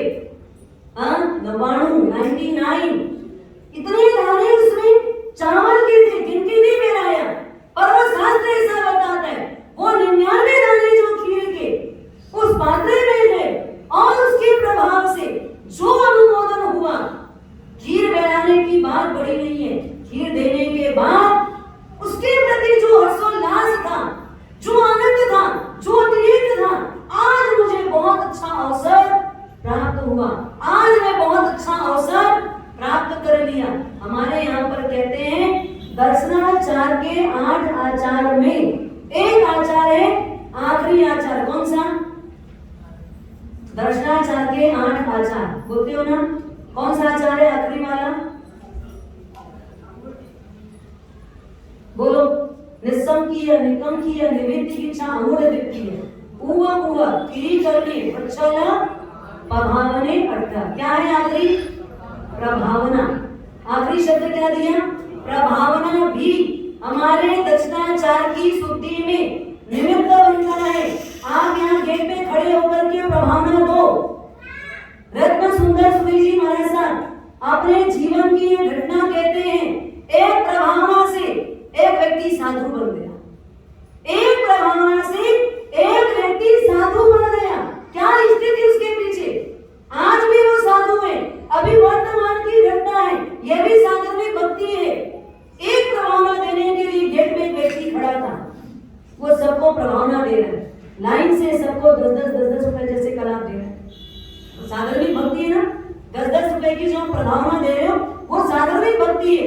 10-10 रुपए लेकर के एक बच्चा इधर से निकला, इस गेट से वापस अंदर आ गया, इस गेट से आया और वापस इस गेट में लग गया। फिर से दूसरी बार उसने प्रभावना ले ली, दूसरी बार ली तो देने वाला था, अभी तो शायद इसको दिया था और फिर भी ज्यादा प्रश्न नहीं किया, दे दिया। वो बच्चा वापस गया, इस गेट से अंदर आ गया, इस गेट से अंदर आया, फिर लग गया, फिर वापस उस गेट में गया। तीसरी बार जब वो लेने आया तो भाई साहब ने बोला अभी तो दिया था, बार बार लेने आता है, प्रभावना एक बार लेनी चाहिए। दूर से आचार्य भगवंत देख रहे थे, प्रभावना देने वाले को लेने वाले दोनों को देख रहे थे। जैसे उन्होंने बच्चे को झड़का, प्रभावना एक बार ली जाती है, बार बार नहीं लेते, चलो वापस नहीं मिलेगी प्रभावना। उसको झिझोड़ा जब आचार्य भगवंत ने बोला भाई साहब ये आदमी आपके बहुत काम का है। मेरे काम का? अरे वहां साहब बार बार लेना है प्रभावना, इसलिए कह रहा बहुत काम का है ये। अरे तुम्हारे भाग्य में 130 रुपए देना लिखा है, 127 लोग ही आए हैं, वो 3 रुपए और कौन ले जाएगा? 30 रुपए। ये अगर 3 बार नहीं आएगा तो आपका 130 रुपए देना कहां से पूरा होगा? आपको आज भाग्य में पुण्य बढ़ाने का अवसर है। ये बच्चा 3 बार लेकर के आपका भाग्य बढ़ा लेना, लेने वाला नहीं लेगा तो आप दे सकोगे क्या? लेने वाला अगर कोई नहीं होगा तो आप दान दे सकोगे? दे सकोगे क्या? अरे वो ले रहे तो दान देकर के आपका पुण्य बढ़ा रहे कि नहीं? आपको दान दिला के पुण्य बढ़ रहा है कि नहीं? आपको दान देने में निमित्त कौन बन रहा है? जैसे ही उसको बच्चे को झड़का था और इधर से आचार्य भगवंत ने बोला, वो बच्चा रोम रोम उसका पुलकित हो गया।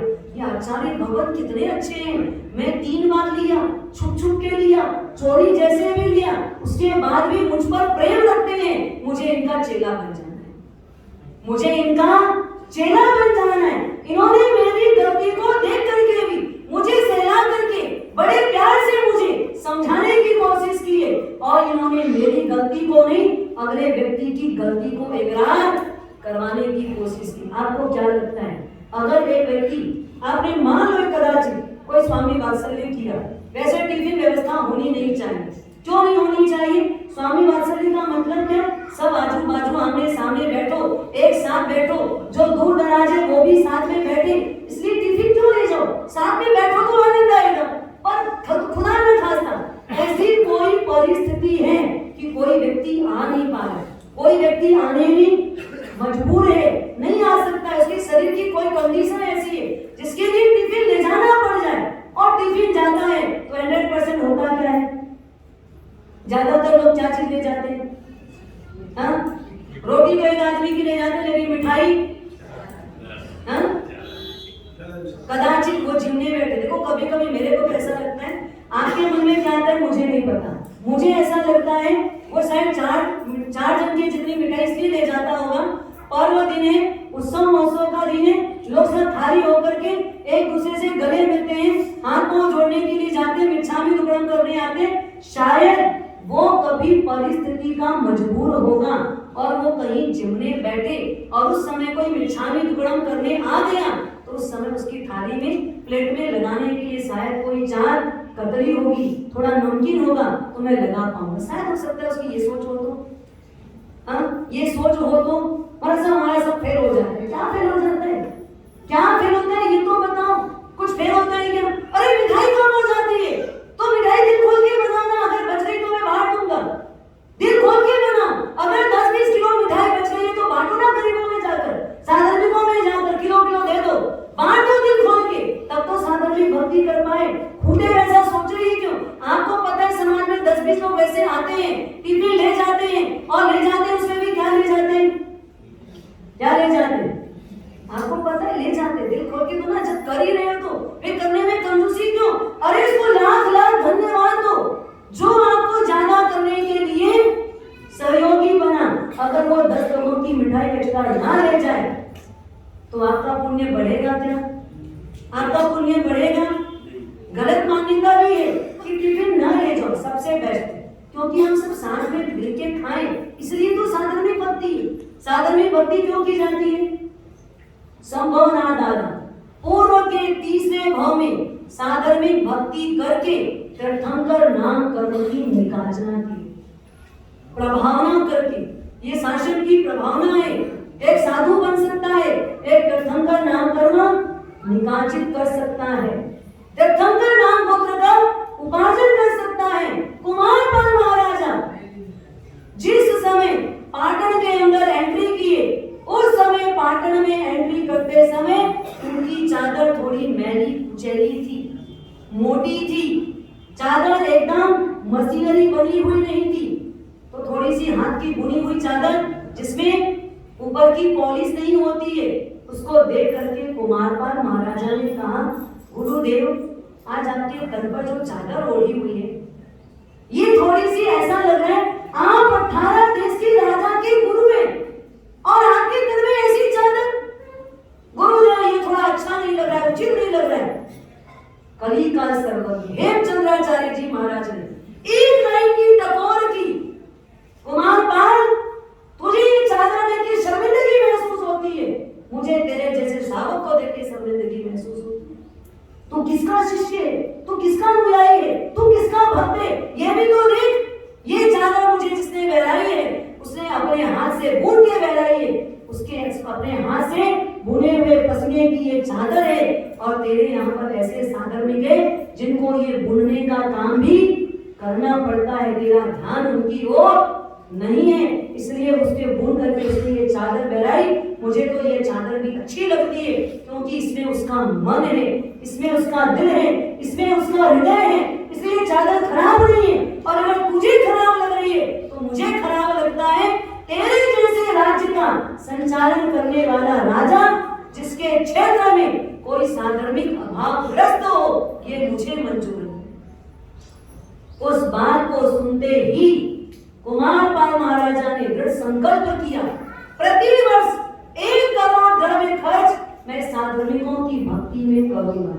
उसके बाद वो 14 साल रहे, 14 साल में 14 करोड़ द्रव्य सिर्फ साधर्मिक की भक्ति के नाम पर खर्च किया। और वर्तमान का इतिहास उठा लो, आज की डेट की तारीख में उठा लो, जिस साधर्मिक की भक्ति करने में एक नाम जहां पर ना लिखा जाए, आप तो कोई पैसा दोगे तो कहाँ नाम है, टेबल देंगे ना, इस टेबल में भी और सब नाम लिखेंगे क्या, मेरे पिताजी का नाम, मेरे पिताजी की स्मृति में लिख लीजिए। एक छोटा सा बाजू 1000 रुपए का भी नहीं होगा तो उसमें भी आपको नाम चाहिए ना, नाम चाहिए कि नहीं चाहिए? हम तो नाम के पीछे बढ़ रहे हैं, नाम की भूख है हमारे को, नाम के लिए हमको मिटना है, बोल दो हम मिटने के लिए तैयार है, लेकिन हम दान के रूप में देने को तैयार नहीं है। अभी वर्तमान में 54 करोड़ का दान एक नाम के लिखाए बिना किसने किया? एक नाम में ही लिखा गया ना, नाम आएगा तो 54 करोड़ का दान, लेकिन हर साधु साध्वी पाटे में बैठकर 5 वाहकधारी आज भी नाम ले रहे, और वर्तमान का आदमी है, आज भी है जिंदा वो आदमी। कौन है वो आदमी? कौन है? नहीं जानते? हाँ, इतनी बड़ी हिस्ट्री आपको नहीं पता? मतलब हम सिर्फ क्या करते, टीवी देखते, दिन भर ये सब पिक्चरें देखते, दिन भर यही सब चीजें देखते जो देखने लायक नहीं। अरे सुनने लायक चीजों को सुना करो। कुमारपाल भाई का भाई है कल्पेश भाई, 54 करोड़ का दान दिया साधर्मिक के नाम पर। एक घर में वो 5000 घर जाकर के एक एक को 1 लाख रुपए पकड़ाया, मुझ पर मेहरबानी कीजिए, मुझ पर उपकार कीजिए, मैं आपका जिंदगी भर ऋणी रहूंगा। कौन? 1 लाख रुपए मैं दूं और मैं ऋणी रहूं कि लेने वाला ऋणी होगा? कौन ऋणी होगा? कौन ऋणी होगा, लेने वाला कि देने वाला? कौन ऋणी होगा? आज भी कभी आप चले जाना जो दिए जाते हैं, चाहे वो आनंद जी कल्याण जी की पेढ़ी का हो, चाहे कल्पेश भाई आदि के मार्फत हो, जब ये मंदिरों की पेढ़ी वाले को पैसा देते हैं, बुलाते हैं ट्रस्टियों को, और जो ट्रस्टी कभी गए होंगे कुमार पाल भाई के ऑफिस वगैरह में, जब वो देते हैं तो बराबर हाथ जोड़ते हैं, साहब आपने हमारे ऊपर बहुत बड़ा एहसान किया कि आप हमको देने लायक समझे, आपका एहसान हम जिंदगी भर नहीं भूलेंगे। देखिए कहते हैं, हमको लगता है लेने वाला बोले, देने वाला बोले, देने के पहले बोले, समाज अगर आपको एक बार भी कह दे कि भाई साहब ये आपको 1 लाख रुपए इसमें लगाना है, बिल्कुल भाई साहब तुमने बहुत अच्छा मेरे लिए उपकार किया, एक रास्ता मुझे दिखाया, मेरा धन पता नहीं कहाँ जाता, आज एक अच्छे मार्ग में जा रहा है, इसके लिए मैं सदा तुम्हारा ऋणी रहूंगा। ऐसा हमारे पास बोलने की हिम्मत है? हाँ, अरे मैं दे दिया हूं, ये तो मेरा अच्छे में जाने का, पुण्य संचय करने का, ये पुण्य ये धरती में आने के बाद, ये धरती में अगर उगा दो कई गुना होता है, उससे कई गुना पुण्य किसमें बढ़ता है? उचित क्षेत्र में समय पर अगर आपने कोई कार्य किया, उसका लाख गुना फल प्राप्त होता है। वो 99 दान, हाँ, वो कटोरे में एक मासक श्रमण के तपस्वी को कितना बहलाया, 1 कटोरा तो खीर थी, वो बहलाया, अपने खाने के लिए बनी है, खुद भूखा बैठा है, गुरु आए तो बहला दिया, बहलाने का फल अगला जन्म कौन सा मिला? और आप मानते हो सारी भद्र की वृद्धि, और उसके पहले का भाव देखियो, हाँ, उसके पहले का भाव देखियो, ये सारी भद्र की वृद्धि मिली कैसे?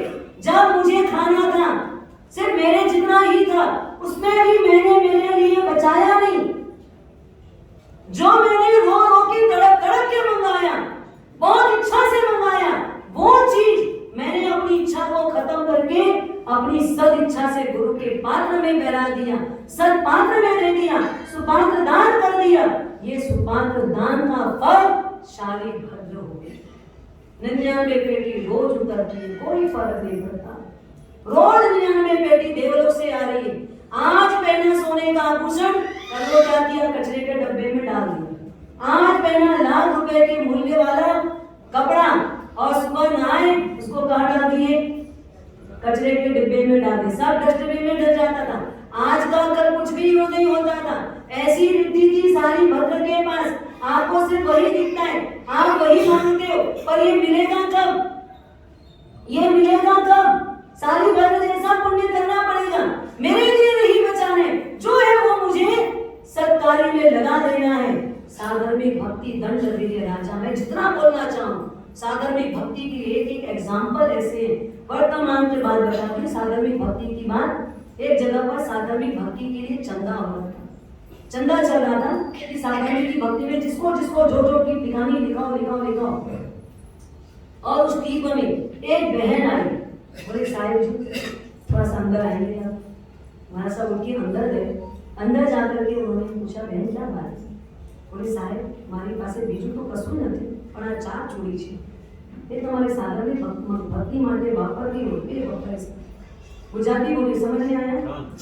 मारी પાસે બીજું કશું જ નથી, हाँ, मेरे पास दूसरा कुछ भी नहीं है, ये 4 चूड़ी जो मैंने सोने की पहनी है, गुरुदेव अगर इससे भी किसी का काम बनता हो तो ये मेरे शरीर के सिवाय कोई काम की नहीं है, ये शरीर की शोभा है, ये मिट्टी की शोभा कब तक की, पर अगर इससे किसी के जीवन में कोई आवश्यकता पूरी होती हो, किसी का काम बनता हो, किसी का जीवन बनता हो, किसी को धर्म प्राप्त होता हो, तो गुरुदेव ये 4 चूड़ियां गुप्त में, कुछ भी नहीं इसके सिवाय मेरे पास, कोई दूसरा सोना मेरे पास में नहीं है, नाक की फिनी मैंने पहले ऑलरेडी दे दी है, छोटा छोटा देती है।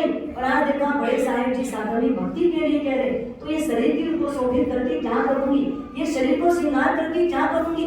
मैंने रखा था बुढ़ापे का समय हमारा साथ कब कौन साथ देता है नहीं देता है, और मतलब ठीक है पुण्य होगा तो सब काम आएगा, पुण्य नहीं होगा तो कुछ भी काम नहीं आएगा। तो साहिब मेरे ऊपर मेहरबानी करके ये 4 चूड़ी ले लो। और मैं आपको एक चीज बता दूं, मेरे घर के ऊपर के फ्लोर में एक भाई रहते हैं, वो 2 हैं बाप और बेटे, दोनों ने पिछले 6 महीने से बनी हुई रसोई, गरम रसोई नहीं खाई, बनी हुई गरम रसोई 6 महीने से नहीं खाई। तो साहब जी ने पूछा 6 महीने से रसोई नहीं खाई क्यों, ऐसा क्या है? बोले साहब जी हम लोग उसको बहुत बार बोलते हैं हमारे घर से खाना खा लो। वो बोलते बहन कितने दिन तक हम किसी का एहसान लेते रहेंगे, पूरी जिंदगी तो एहसान कभी लिए होंगे, तो आज भी हम एहसान देने तो चुका ही नहीं जा सकते, किसी का एहसान दे नहीं सकते, किसी का एहसान चुका नहीं सकते। बोले ऐसा उनको हुआ क्या है? बोले साहब बड़े जो उसके पिताजी हैं उसको उसका दोनों पांव कटवाना पड़ा शुगर के कारण, तो वो कहीं जाना आना कर ही नहीं सकते। और जो बेटा कमाता था उसको पिछले 8-9 महीने पहले पैरालिसिस हो गया, उसका हाथ और पांव दोनों पंगु जैसा हो गया, तो वो काम का रहा नहीं। तो साहब वो लोग सिर्फ ऑर्डर दे दे करके खाना बुलवाते हैं और उसी को खाते हैं। एक बार खाना आता है, तीनों टाइम का निर्वाह उसमें करते हैं। तो सारे ऐसे साधर्मिक भी मेरी नजर में है। अगर आपको उचित लगे तो आप समाज वालों से एक बार उनकी व्यवस्था जमवा दीजिएगा। 2012 की बात, हमारा बालाघाट में चातुर्मास था, ऐसे ही साधर्मिक भक्ति की बात चली प्रवचन के अंतर्गत, और एक श्रावक ऐसे खड़े हुए जो वास्तव में आज भी दान देने के नाम पर दान नहीं देते। उनको आज भी मैं अगर बोलूं ना कि आप इतना करो, कम से कम मंदिर में इतना लिखा दो, आज यहाँ पर प्रतिष्ठा इतना करवा दो, यहाँ पर ये लगवा दो, बोले नहीं बाबू जी मुझे बिल्कुल पसंद नहीं। और पता नहीं जब साधर्मिक भक्ति का प्रवचन चला 51,000 रुपए अपने मुंह से उठ के खड़े होके बोले, और बोले ही नहीं, मैं प्रवचन के पार्टी से उठी उसके पहले वो घर गए और घर जाकर के अपने घर में बोलते कि मुझे सबसे 51,000 रुपए गिन के दो, उसके बाद ही मुंह में पानी डालूंगा, उसके पहले मुंह में पानी भी नहीं डालूंगा। पता नहीं साधर्मिक की भक्ति सुनकर के उनको क्या मन में आया कि वास्तव में साधर्मिक के लिए करना चाहिए। और मैं आपसे निवेदन करती हूँ, आज आपको कभी भी कोई भी साधर्मिक मिले, प्रेम भी जरूर दे, खाली पैसे की बात नहीं, पैसे की जगह पैसा देना, प्रेम की जगह प्रेम देना, कहीं उसकी प्रतिष्ठा खत्म हो रही हो तो उसको प्रतिष्ठित बना देना, ये आपका सबसे बड़ा दायित्व है। अगर आज आपने ये नहीं काम किया तो हमारे जैनों को क्रिश्चियन बनने में कोई देरी नहीं है। आज क्रिश्चियन लोग कितने लोगों को क्रिश्चियन बना लिए, किसके बल पर बना रहे?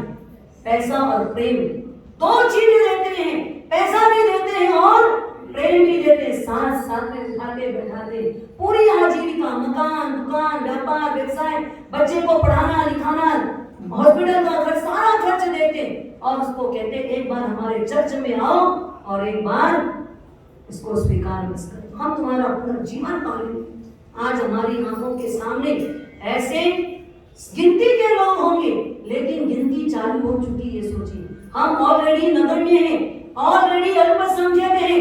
अल्पसंख्यक होने के बाद अगर हमने हमारे धर्म को नहीं बचाया, ये हमारा बड़ा धर्म का जिंदा नहीं रहा, तो सोच लेना आगे आने वाले समय में हमारे धर्म को हम क्या बना पाएंगे, क्या बचा पाएंगे। आज हमारी प्रायोरिटी में सबसे पहले धर्म बचाना, और धर्म को बचाने के लिए किसको बचाना पड़ेगा? आपस में साधर्मिकों को बचाना पड़ेगा। आप प्रेम नहीं दोगे तो जो प्रेम देगा वो उसका नहीं बनेगा। आज आपके बच्चे आपके हाथ में क्यों नहीं रहते, मुझे बताइए, क्यों आपके बच्चे आपके हाथ में नहीं है? अपनी मां अच्छी नहीं लगती, फ्रेंड की मां अच्छी लगती, क्यों? है कि नहीं? आपका ये अनुभव बताइए, है कि नहीं? आज आपके बच्चे को, आपकी उस बच्चे को अपनी मां अच्छी नहीं लगती, अपने पिता अच्छे नहीं लगते, अपने फ्रेंड के माँ बाप अच्छे लगते हैं, क्यों? क्यों अच्छे लगते? क्योंकि वहां से प्रेम मिलता है, वहां कोई दो मीठा शब्द बोलता है, वहां थोड़ा उसके कंधे पे हाथ रख के बात की जाती है तो उसको बड़ा अच्छा महसूस होता है। आपके पास आपके बच्चे के लिए टाइम नहीं है, प्रेम नहीं देते हो, इसलिए वो वहां जाता है, और प्रेम नहीं दोगे तो वहां से सब चीज रवाना हो जाएगी। प्रेम दीजिए, प्रेम से हर व्यक्ति आपका अपना बनता है। प्रेम देने में जहां कंजूसी हुई वहां पर सब कुछ खत्म हो जाएगा। आप अपना खत्म ना करें, धर्म को बचाना है तो निश्चित तौर पर आपको इस बात पे ध्यान देना होगा। साधर्मिक भक्ति, स्वामी वात्सल्य, वात्सल्य मतलब एक बछड़े को गाय जैसे वात्सल्य देती है, कितना प्रेम लुटाती है, कोई भी वहां पर स्वार्थ नहीं होता। स्वामी वात्सल्य किया इसलिए जाता है। स्वामी वात्सल्य बोलते किसको है? हम गिने चुने गिनती के लोगों को बुलाना वो स्वामी वात्सल्य नहीं है, परिवार को बुलाना स्वामी वात्सल्य नहीं है, पूरे संघ समाज को बुलाना और बिना किसी प्रकार की भेदरेखा रखे, किसी प्रकार की भेदरेखा नहीं, और फिर उसमें जीवा, सब एक जैसा भोजन करेंगे, सब एक जैसा जीवेंगे, और जिससे आपकी दूरी है उसको तो आप बिल्कुल बाजू में भी बुला दो। साबी जी लिखते थे, मुझे याद नहीं आ रहा था, नागपुर चातुर्मास था। अभी भी वो परिवार है जिसकी 3 लड़कियां हैं, 3 लड़कियां मरने के लिए तैयार थी। 3 लड़की अपनी माँ के साथ मरने के लिए तैयार थी। जहर लाना है और आज मर जाना है। क्यों? क्योंकि महाराज साहब हम उनके घर मांगने के लिए गए, उन्होंने हमको बिल्कुल बाइज्जत वहां से भगा दिया। महाराज साहब फिर हमने सोचा आज का पेट भरने के लिए एक बार भोजनशाला चले जाए, तो वहां पर भी बोले टिकट का पैसा पहले दो तो ही यहाँ भोजन मिलेगा, नहीं तो नहीं मिलेगा। तो महाराज साहब पैसा देने की हिम्मत नहीं थी, पैसा देने की ताकत नहीं थी, तो हमको वहां से भी लौट जाना पड़ा। और ऐसा करते करते वो 5 से 6 जगह से वापस लौटे।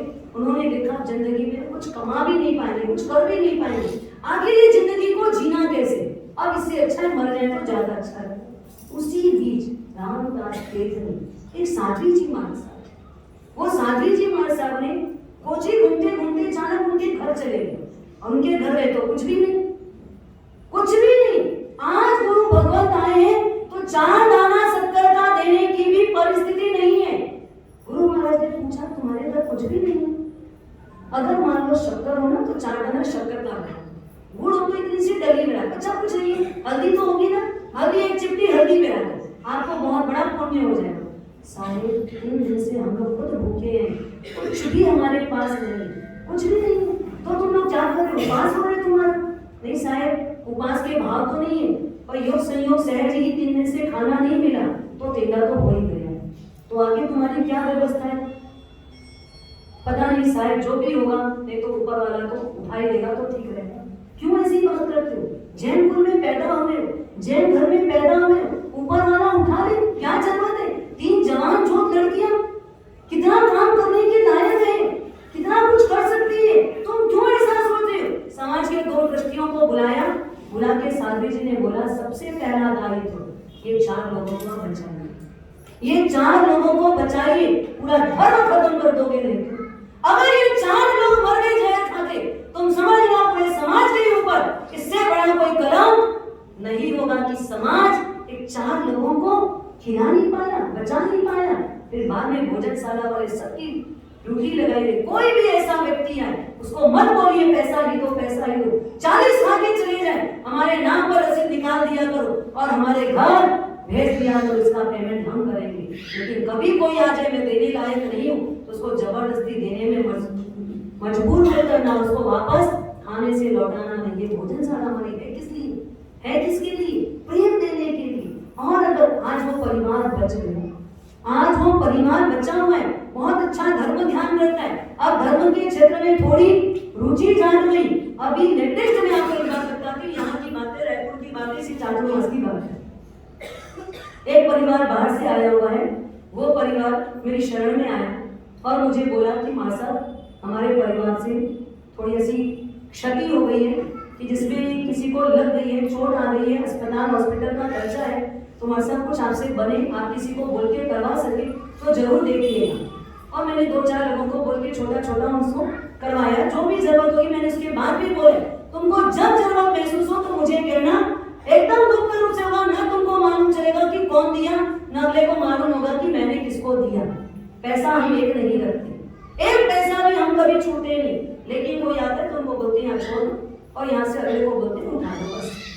वो व्यक्ति आया, मैंने उसको बोला ले लो, यहाँ से ले जाओ, और आज ही जी मैंने कि ले जाओ, नहीं माँ साहब चुका नहीं पाऊंगा, नहीं माँ साहब दे नहीं पाऊंगा। व्यापार में भी मुझे बहुत तकलीफ होती है, जब मैं किसी जैनी से लेके आता हूँ, जब मैं किसी जैन व्यापारी से सोना चांदी मैं तो घूम घूम करके बेचता हूँ, उसमें कभी सोना तो बहुत कम लाता हूँ, चांदी लाता हूँ, बेच करके पैसा देने के भाव रहते हैं। उस बीच में भी हमारा जैन साहब मुझे 100 बार फोन लगा के बोलते हैं जल्दी लौटाना, जल्दी लौटाना, जल्दी लौटाना। और महाराज साहब ब्याज कितना लेता है आपको बताऊं तो मैं कमाता नहीं, उससे ज्यादा मैं ब्याज भरता हूँ। पर मैं ये सोचता रहता हूँ जो भी रोजी रोटी रोज का पेट को भर रहा है, भले मैं ब्याज दे करके भी पेट भरता हूँ, पर महाराज साहब ये मैं नहीं ले जा पाऊंगा। भले जैसा भी है मैं मांग जरूर हूँ आपसे, कह जरूर हूँ, लेकिन मेरी इच्छा यही है कि आपका आशीर्वाद बना रहे ताकि इस बेहद बेड़ा से भी मैं पार हो जाऊं।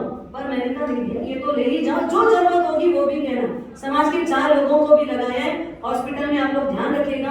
ज्यादा का खर्चा न करना पड़े और जो अपन साधर्मिक के नाते करवा लेंगे। और वो श्रावक की बात मैं आपको बताती हूँ। वो श्रावक की लाइनें 15-20 दिन पहले आके गए। वो कहते हैं महाराज साहब, अभी तक मुझे जैनियों से बहुत चिढ़ छुड़ गई थी, बहुत चिढ़ हो गई थी मुझे जैनियों से। मैं खुद जैनी हूँ, लेकिन मेरे को जैनियों से इसलिए चिढ़ हो गई, जब भी व्यापार के लिए मैं सोचता हूँ भाई से पैसा लूं, वो मेरा साधर्मिक भाई है, भाई से लूंगा तो भाई भाई की नस को समझेगा। लेकिन महाराज साहब वो नस मेरी किसी ने नहीं समझी। मैं वो पैसा दूसरे व्यापारी से, कोई महाराष्ट्र से लेके आता हूँ और वो आज तक तगादा नहीं किया, और जैनी से लेता हूँ तो वो तगादा पे तगादा करता है। इसलिए मुझे जैनियों से नफरत हो गई थी। लेकिन महाराज साहब अभी जब ये क्षति हुई मेरे परिवार में और ये जो मेरे को प्रॉब्लम आई, उसमें आपने जो मुझे सहयोग करवाया, मुझे लगा कि नहीं हमारे जैनी लोग भी अच्छे हैं, जो आज अपना पलक पावड़े बिछाए हमारे लिए खड़े हैं। हमारी एम्बुलेंस पहुंची, हमको कोई भी प्रकार की फॉर्मेलिटी नहीं करनी पड़ी, सीधा वो गेट पे खड़े थे और गेट पे खड़े होकर सीधा हमको अंदर ले लिया। सारी फॉर्मेलिटी वो पहले करके लगे थे। विजय जी चोपड़ा, अभय जी बंसाली, इनको मैंने बोला भैया ऐसी बात है, यहाँ से समाचार करवाया था।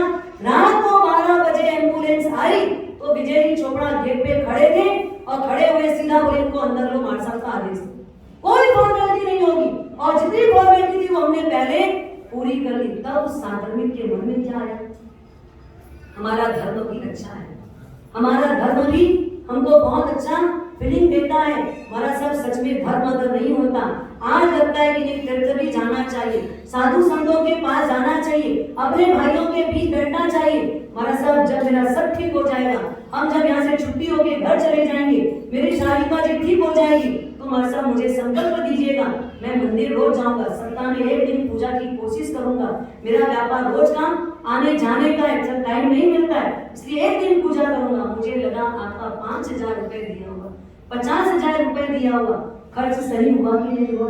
एक आदमी के दिल में धर्म बसा, एक आदमी में दिल में धर्म उतरा, एक आदमी धर्म से पतित होते होते बच गया, तो ये वास्तव में धर्म है। अगर यहाँ हमने साधुओं के प्रति ध्यान नहीं रखा तो आज बदलते परिवर्तन होते कोई देर नहीं है, क्योंकि हर एक व्यक्ति को समय पर पैसा चाहिए तो पैसा ही चाहिएगा, और पैसा है तो उसके साथ प्रेम चाहिएगा कि नहीं चाहिएगा? प्रेम भी चाहिएगा। ये 2 चीज देने में कभी कंजूसी मत करना। आपके पास पैसा नहीं है तो मत देना, पर प्रेम देने के लिए जिगर तो मिला है ना, प्रेम देने के लिए भगवान ने मन तो दिया है ना, उतने देने में कंजूसी मत करना।